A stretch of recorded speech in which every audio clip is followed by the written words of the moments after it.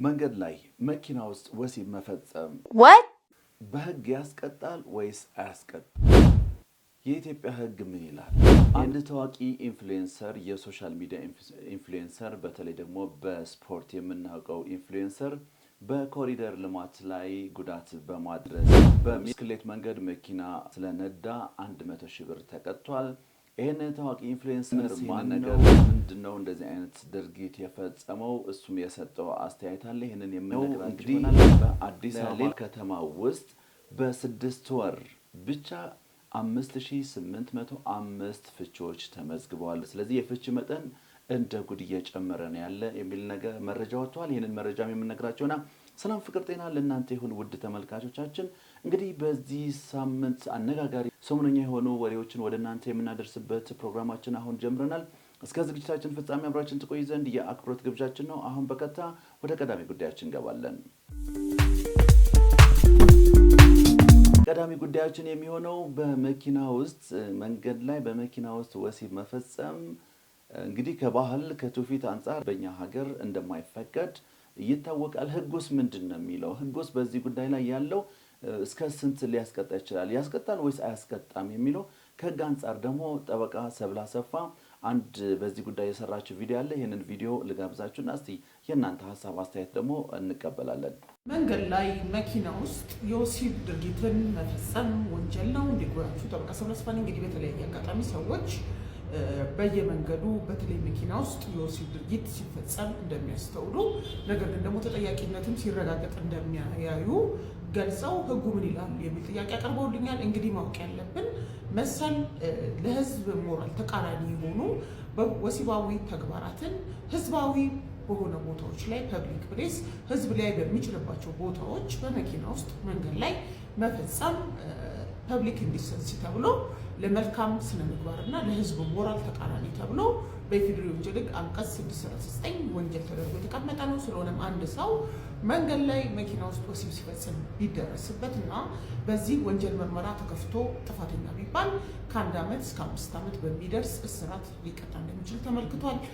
በተለይ ደግሞ ህፃናት ይህንን ድርጊት ካዩ ቅጣቱ ወደ 5 ዓመት ከፍ የሚል ሲሆን በራሱ ወንጀሉ የተፈጸመው ህፃናት በማያዩበት ሁኔታ ህዝባዊ ፐብሊክ ፕሌስ በሆነ ሰዎች ሊያዩት በሚችሉበት ሁኔታ ከሆነ እስከ 1 ዓመት በሚደርስ እስራትና በገንዘብ መቀጫ ያስቀጣል። ስለሆነም ይህ ነገር ወንጀል በመሆኑ ጉዳዩ ወደ ፍትህ አካላት ከሄደ ተጠያቂነትን የሚያመጣ መሆኑን መግለጽ ፈልጋለሁ። እንግዲህ እንደሰማችሁት ነው።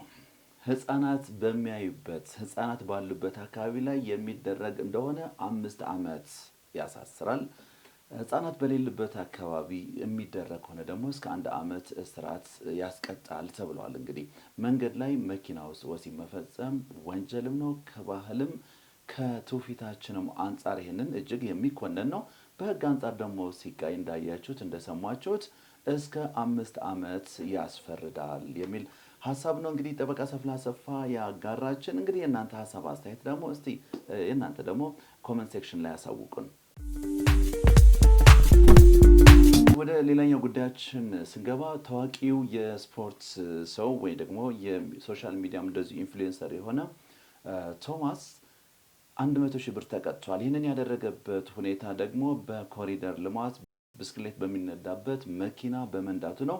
ይህንን 100 ሺህ ብር የተቀጣው። ነገር ግን እሱ ይህንን ሁኔታ ሆን ብዬ አይደለም ያደረኩት፣ እኔ ያደረኩበት ምክንያት አለ። በጊዜው ባካሪ ሳኛ የቀድሞ የአርሴናል ተጫዋች የነበረው ባካሪ ሳኛ ወደ ኢትዮጵያ ሲመጣ አቀባበል ስናደርግለት ነበር። ኦልሬዲ ከሰዎቹ ጋር እዛ ጋር ከነበሩ አመራሮች እዛ ጋር ከነበሩ የሚመለከታቸው ሰዎች ጋር ተነጋግሬ ነው መኪና እጥረት ስላጋጠመን ይሄን ያደረኩት የሚል ሀሳብ ሰጥቶ ነበር። እስቲ መጀመሪያ የሱን ሀሳብ ተከታትለን እንመለስና ከዛ እንወያይበታለን። 100 ሺህ ብር ተቀጣ የሚል ዜና በጣም ተበራክተዋል። አንድ ግልጽ ላድርግላችሁ። አንድ ወዳጅ በጣም ብዙ ሰው እየላከልኝ ስለሆነ አንድ ክሊል አድርግላችሁ ሜቢ እዚህ ጋር ፖስት አደርግላችኋለሁ። ቶሚ ፕላስ 100 ሺህ ብር ተቀጣ። ከቶሚ የሚጠበቅ ተግባር በይፋ ይቅርታ መጠየቅ አይገባውም ያለውን እውቅና ተጠቅሞ ለሌሎች ምሳሌ መሆን ለሌሎችም ሰገጽ ሌሎችን መገሰጽ ሲገባው ለማለት ነው። የሀገር ሀብት የማውደም ተግባር ላይ በመገኘቱ ከባለስልጣኑ የተሰጠ መግለጫ ይላል። ኦኬ ፋይን። አንዳንድ ሰዎች ሰክሬ መሰላቸው ሰዎች አሉ። አንዳንድ ሰዎች ደግሞ በቸልተኝነት ወይም ደግሞ ህግ በመጣስ የመሰላቸው ሰዎች አሉ። አንዴ ክሊክ ላደርግላቸው አጠር አድርጌ። የተፈጠረው ነገር ምንድን ነው? ባካሪ ሳኛ የመጣለት ነው ይሄ ነገር ሀፕን ያደረገው። ጠዋት ላይ ኤርፖርት ተቀበል ነው። ላስት ታይም ስለ ቪዲዮ አስረድቻችኋለሁ እንዴት እዛ ቦታ ላይ እንደተገኘው እና እንዴት ላግዛቸው እንደሄድኩኝ። ጠዋት ላይ የተገኘን ከዛ ብራንች ሸራተን አዲስ ምሳ ከዛ በኋላ ከጨረስን በኋላ ሙሉ እያንዳንዱ ኮንተንት ሶሻል ሚዲያ ፕሬዘንቴሽን ስላልነበራቸው የኔን ፕላትፎርም ነበር የሚጠቀሙት። ከጠዋት ጀምሮ ከ7 ሰዓት ጀምሮ እስከ 12 ሰዓት ተኩል ያለውን ፕሮግራም እኔ ነበርኩኝ ላይቭ ስትሪሚንግ ሳደርግላቸውና ስቀርጽና ስፖስትላቸው የነበሩ። አብዛኛውን ሌሎችም አሉ ነበሩ ኒውስ ምናምን አሉ። ከዛ ግን በአጋጣሚ ይሄ ካርት የምትባለው መኪና አለች፣ ትንሽ የከተማ ሲቲ ቱር ምናምን የምትወስደው መኪና አለች። እቺ የቱሪስት መኪናዋ ማለት ነው። ላይክ ሆቴል ላይ ምናምን ብዙ ጊዜ ውጭ ሀገር ላይ የምናያት ካርት የምትባል መኪና አለች። እና እሷ መኪና 4 ነበር የታዘዘው በሰዓቱ እንዲመጣልን ማለት ነው። ለሁሉም እንዲገኝ የተባለው 4 ነበር እና በአጋጣሚ አንድ ነው የመጣው። እኛን ሊያስጎበኙን እዚህ ልማቶቹን የኮልደር ልማቶቹን ሊያስጎበኙን ማለት ነው። በአጋጣሚ የመጣው አንድ መኪና ነበር።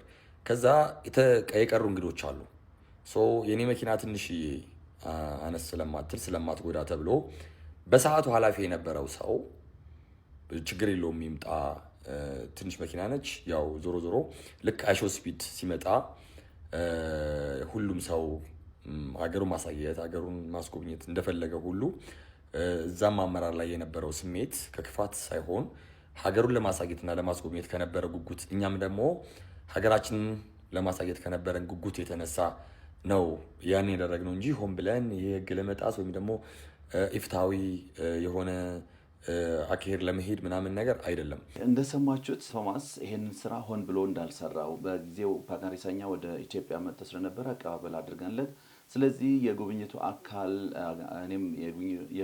አካል ስለነበርኩ በጊዜው 4 ካርት የተባሉ ለጉብኝት የሚሆኑ መኪኖች እንዲመጡ ታዘው ነበር። ነገር ግን መኪኖቹ ስላልመጡ የመጣ መኪና አንድ ብቻ ነበረ። ስለዚህ ለጉብኝት በሚመች መልኩ የኔ መኪናም ይሁን ስለተባለ ከዛ በጊዜው ከነበሩ ኃላፊዎች ጋር በመነጋገር ነው።